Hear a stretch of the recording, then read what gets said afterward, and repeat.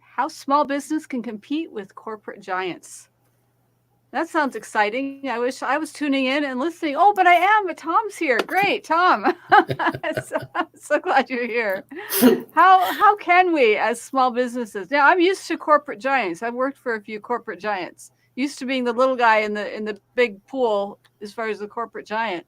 How do we compete as the small business competing with the corporate giant? Do you have ideas on that? I do. And actually, I've spent a great deal of my career working with small businesses in one capacity or another.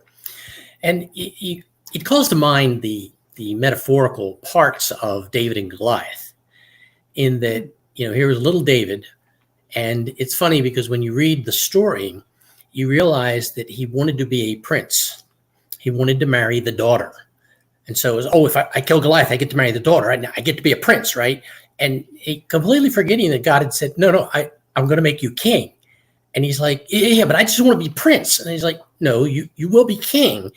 And it's just funny when you look at that whole process of what motivated him to do the impossible. But he did, and he won. And so you look at that with small businesses and the corporate giants, and you realize that the bulk of employment and growth actually comes from the multitude of small businesses. And Congress, many, many years ago, passed all their laws about small business promotion. And they said it is the sense of Congress that this is where our economic engine truly lies. And so there are actually many, many incentives at the big corporate level, at the government level, and at the individual and even local municipal level that will encourage small businesses in many different ways, from tax breaks to free training to, you name it, a lot of different things they can do. So in that scenario, if you are a small business, and I'll just use my own examples that pertain to my career field, but they work in any field.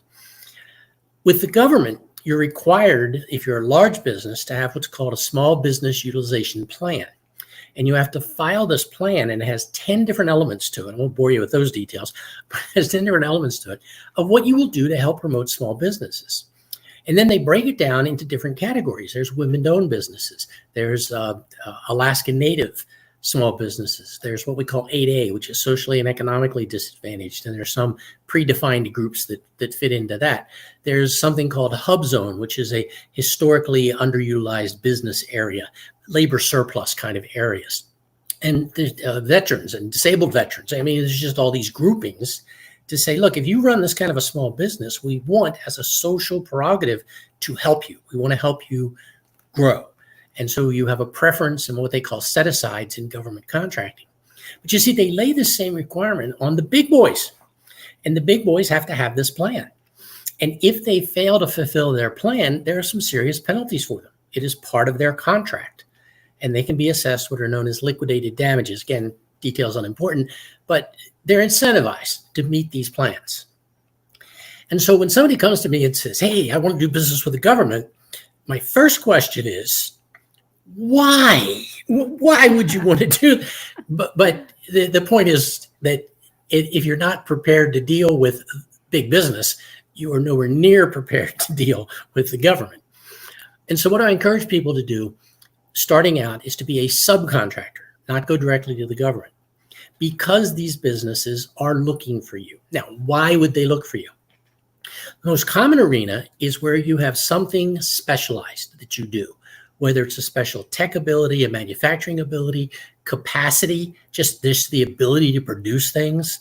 I mean, little old mom and pop machine shops get great work making bolts and fasteners and things like that because they've got the capacity. There are times when you are in a market that has very few sources. The government a few years back kept a clothing manufacturer in West Virginia in business. They were going into bankruptcy. They were going out of business. The government said, no, you make uniforms.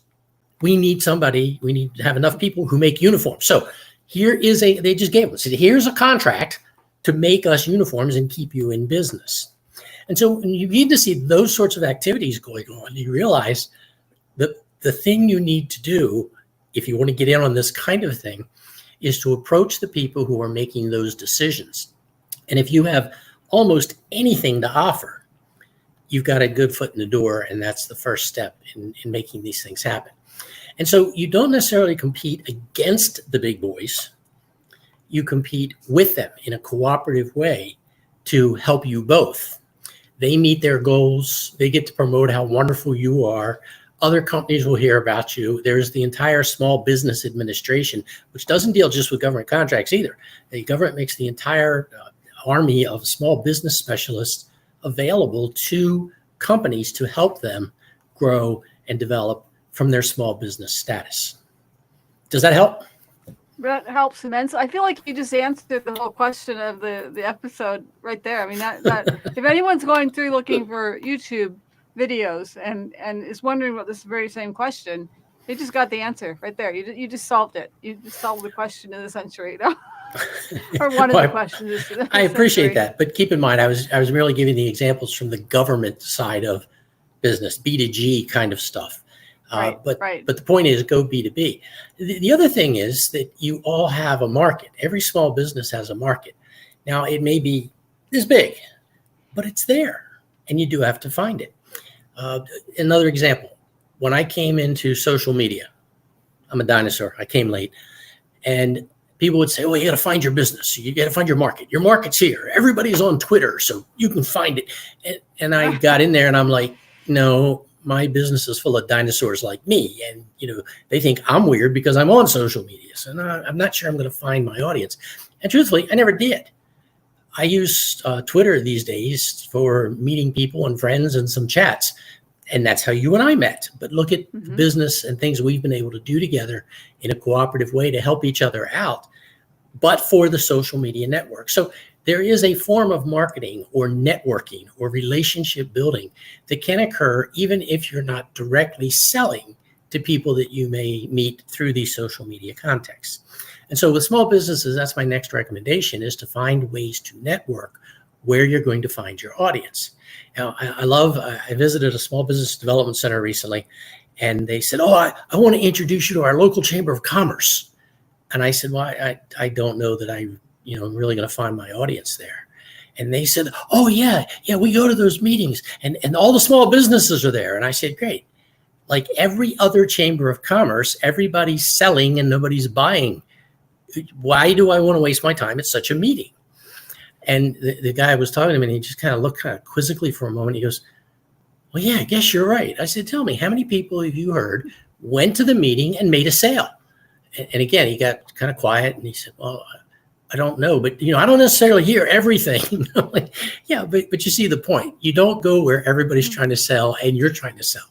You need to find, as I always tell people, decision makers with budget. And sometimes you've got to network extensively and deeply to find those. And then you foster a relationship with the individuals as your champion to take you forward, introduce you to other people. I'm doing that right now. Typically, I would go to the director of contracts, VP of contracts, sometimes the finance VP, depending on where the contracts organization is, to go in to teach various government contracting classes. I teach a ton of them. Then I wrote the leadership book, and I said, that's what I want to do. I want to go put leadership development into this mix of things. Directors of contracts don't hire for that. Somebody in HR does. So working through my contacts, I made connections with HR people. And some of those are labyrinthian organizations, and I'm still struggling with some of them to find the right person. But that's the networking piece of it. And yes, it's extensive, and yes, it's intensive. But ultimately, when you want to break into that kind of a market, that's what you got to do. And the networking piece of it, anybody can do. As a small business, make yourself as interesting, unboring as you possibly can. A lot of small business people are introverts because they like working alone, and that works well for them. But you got to put that on the shelf. I'm an introvert myself, but I come here and I chat with you, and we talk, and we get these things out there. I teach classes sometimes of hundreds of people, and they're like, how could you be an introvert? And I said, because I'm not paying attention to any one of you. You're just a group of people. I can deal with that. But if I have to start dealing with all the individual, I'm dead. I'm not going to be able to survive. So there are many, many ways that you can find to market yourself. And you have to define your market. You have to define the problem you solve for your market. And then you have to define the ideal person who fits that market profile. And again, a lot of work, a lot of thinking, a lot of talking to people, a lot of conversations, more networking. And then you find the people who are really interested in what you do. And that's really the growth method. That one right there, find the people that are really interested in what you do. I think about that a lot. And I don't want to go off topic, but I think, I can't sleep at night. You get up and I have a server with a bunch of domains on it, websites, whatever.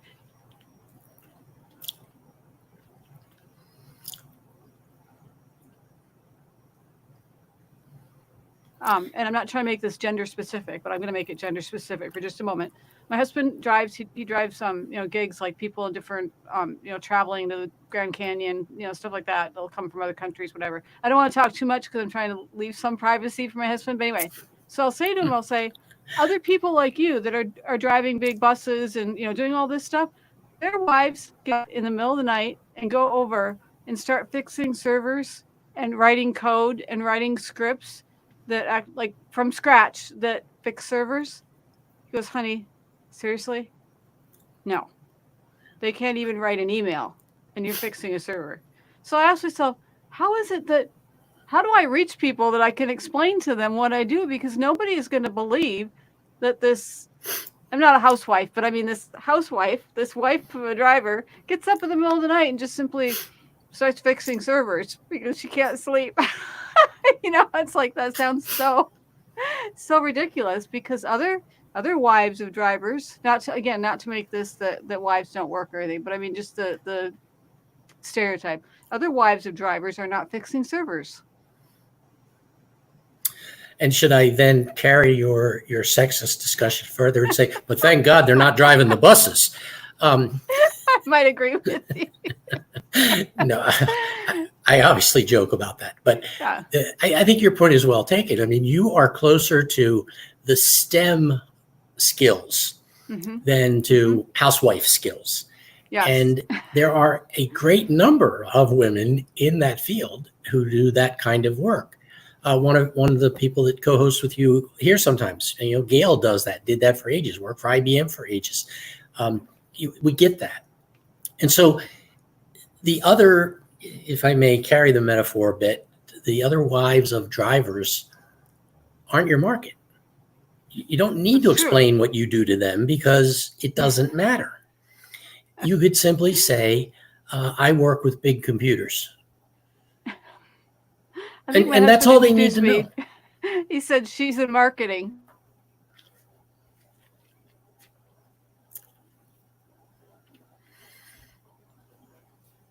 He was talking, that kind of worked because they wouldn't have any clue what I was doing. And that actually, that sort of worked. All right, we'll go with that one because it fits. All right. Well, you know this because we've had this discussion, and you and I have had this discussion with other friends that we've met through social media, various platforms. And one of the questions I frequently ask people is, when I stumble upon someone who could use what you do, what would you want me to tell them so they would reach out to you for that service or good that you do? And what I find interesting is the number of people we've had that discussion with, and for many of them, were met with silence to the point we go, sorry, did my computer freeze? Are you still there? Because they're just dumbfounded. It's like they don't know. They hadn't thought that far through their marketing. I'll give you another group, book authors. Everyone wants to write a book. I want to write a book. I want to be credible. I want to get published. And then you say, okay, you are aware that the marketing of your book is going to be twice as much effort and 10% as fulfilling as writing your book. Okay, you know that from the start, right? And like, oh no, it couldn't possibly be that. And a year later they come back and say, you so grossly underrepresented that. It's really difficult.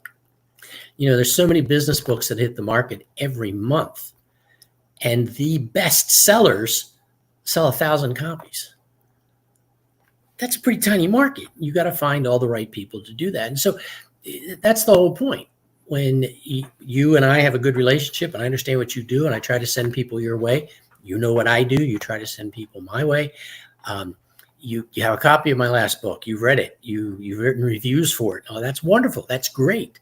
That gives you that credibility. That gives you that building of your market through your network.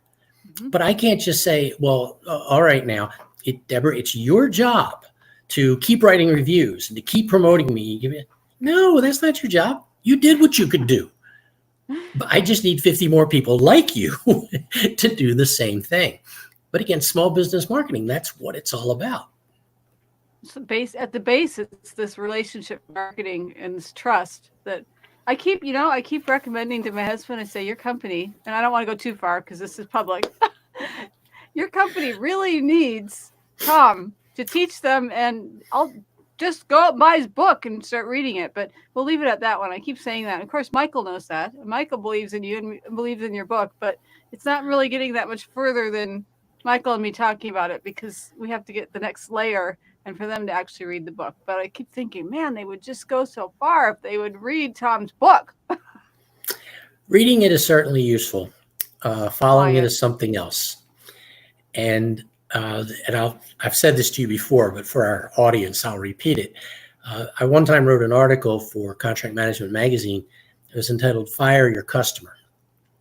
There are times when you have clients or customers who are just so demanding, and they suck up so much of your time and provide very little revenue. And they may be nice people and you may be good friends, or maybe a lot of things going on, but you just got to get rid of them as a client. You got to fire them as a customer. And so you've told me many stories of your husband and his work and his employer and those issues. And then you say, they should read your book. And I go, yeah, but please don't ask them to hire me. I'm not sure. I don't need a failure in that category. I need a victory. Those people don't sound like the ones that are going to give me a victory in leadership development. But I appreciate it. I nonetheless appreciate it. It's a good thing to know. It's like that song, I Want to Teach the World to Sing. Or I keep the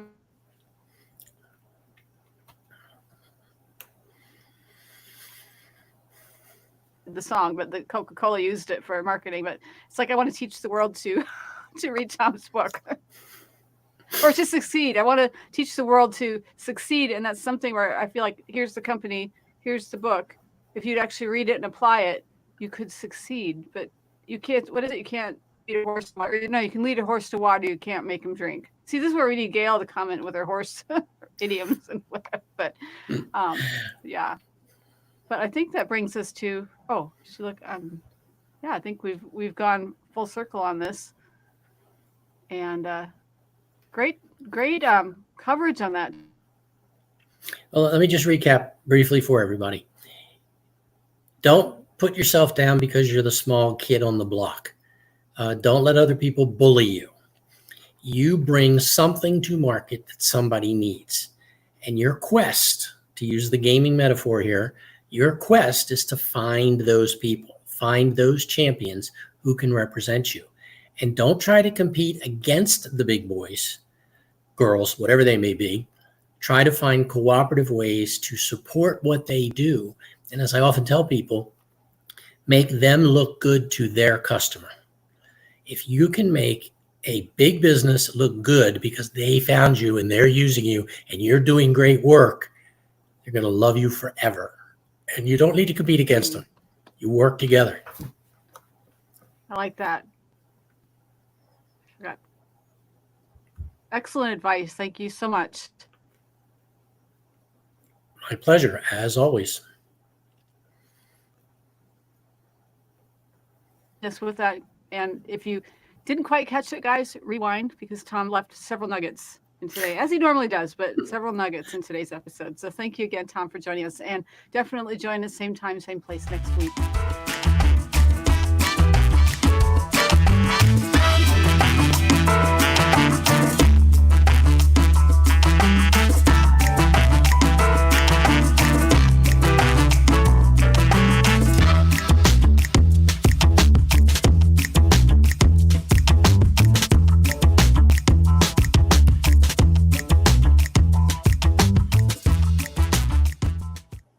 Normally when I say, hey, join us, same time, same place next week at Next Level Success Roundtable. Thank you all.